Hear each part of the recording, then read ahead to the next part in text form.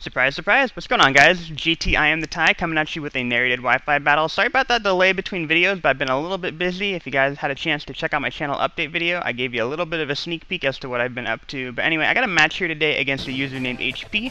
Obviously, link to his channel will be in the description whenever I get it, and it was a lot of fun. We were in the chat room the other night, and we decided to have an OU match. I decided to dust off one of the first teams I ever used when I started posting battles on YouTube. So let's get this battle started. He's going to have a Typhlosion out. I got a Gengar. I do have the Focus Sash, and I am expecting him to be Scarfed, but I think taking away his ability to use Eruption is extremely important in my mind. So I'm going to go ahead and go for the Shadow Ball here, and I think it's going to knock him down to about 1/3, which is really, really good, obviously. I think that's going to take Eruption's base power to around about 50, so that's actually pretty manageable overall. I actually think Donphan can take the hit from an Eruption at this point, so I'm going to switch into Donphan now.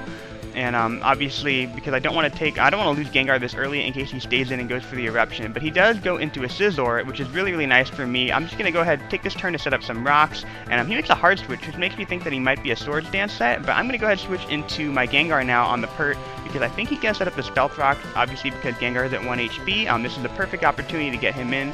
And I'm going to go for the Destiny Bond here in case he tries to attack me. He could have roared me, but I wanted to go for the Destiny Bond just in case. But he switched into Scizor, hoping to trap me, and obviously he can't Bullet Punch me or Pursuit me at that point. So he switches into a Gengar again. I'm going to keep on hitting Destiny Bond.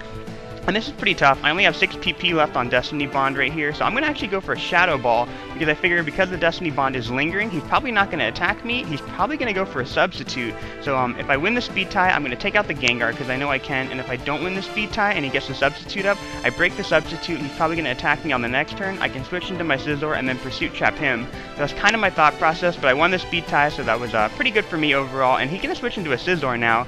Obviously, I think he's going to go for the Bullet Punch because I have the Destiny Bond. If he goes for the Pursuit and I go for that, he's going to lose his Scizor. So I'm going to switch into Ape because I do expect him to be a Swords Dance set, but he makes a hard switch into Pert, predicting my switch, which is really interesting. I don't know if especially defensive, so I'm going to go into Clefable just in case. I know I can take the Earthquake, outspeed him on the next turn, and trick him a Flame Orb, which is kind of what I want to do. And obviously I'm going to go for the trick right here because I haven't seen anything on his team that really wants to take a Flame Orb, and he actually switches in a Drapion here, which is really, really good for me, obviously, because Drapions are notorious offensive Swords Dance sets, so obviously, taking out the Drapion is really, really good. With the burn now, this is a free turn to go into Elefunk, my Donphan, and he's going to go for Swords Dance. He's a +2, but factoring in the burn, really not all that threatening. I can take him out immediately with an Earthquake, but I have an opportunity right now to get the Gengar in freely again, so I'm going to go for the Rapid Spin. That way Gengar can switch in, and at this point I'm going to go ahead and go for the Earthquake on the next turn, because I don't think a Night Slash is going to take me out, even at +4, factoring in that burn, and that does a pretty pitiful amount of damage. I'm actually really, really surprised. I do have defensive investments in the Donphan, but I didn't expect it to take the Night Slash that well, so Donphan's kind of a beast. But anyway, he's going to go into a Starmie now. He's going to go into Death Star, which is an absolutely amazing name for a Starmie, but obviously I got to get the hell out of there. I don't want to take a Surf. Sailor Moon can take the Surf because she is running max special defense, and he's going to go for the Surf. It does a pretty decent chunk because Clefable is no Chansey. But I'm going to go for another Surf. I'm just going to go ahead and take this opportunity to set up the Light Screen. I really don't need Clefable too much if I have the Light Screen up. I feel like I can handle the bulk of his team if the Light Screen's up, because Starmie's really not going to be able to do all that much. So I'm going to go into Scizor. I could trap him with Pursuit because I'm Choice Scarfed, but I'm going to go for the U-turn because I don't want to get locked into a bad move and let him get a free switch into Typhlosion.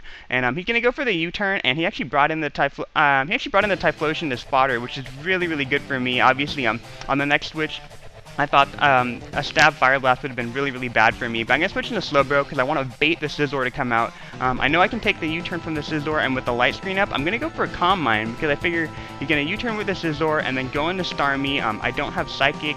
Obviously, I don't run Hidden Power Electric, I should say, on this Slowbro. I have Ice Beam and Surf on this guy, so I'm going to go for the Calm Mind. I'm essentially a +3 on the special defensive side, so I think I can take a Thunderbolt pretty easily. And he's going to go for the T-Bolt, and I actually take that kind of like a monster, so I'm really impressed. And I'm going to finish him off with the Surf.